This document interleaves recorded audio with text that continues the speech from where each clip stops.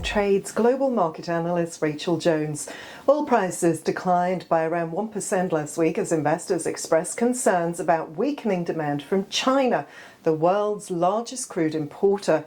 Meanwhile, OPEC Plus appears poised to stick to its plans to increase supplies. Brent futures fell $1.15 to close at $78.63 per barrel. Similarly, US West Texas Intermediate crude lost $1.08 to settle at $74.73.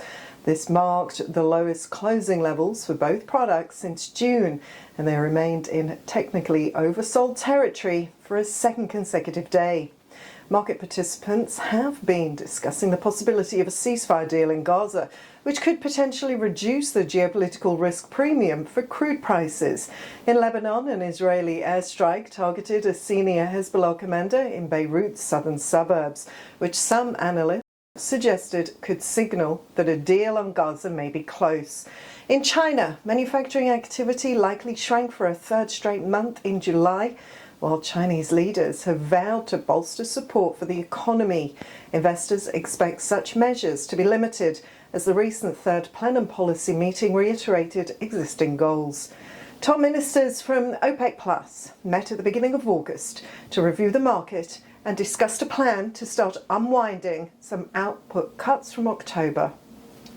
The upcoming weekly U.S. oil inventory data from the American Petroleum Institute and the Energy Information Administration is expected to show a decline of around 1.1 million barrels in crude stocks for the week ending July the 26th, which could be the first such drop in 5 weeks since January 2022.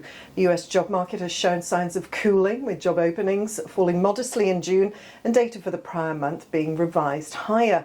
This suggests the Federal Reserve may be more likely to reduce interest rates, which could potentially boost economic growth and oil demand.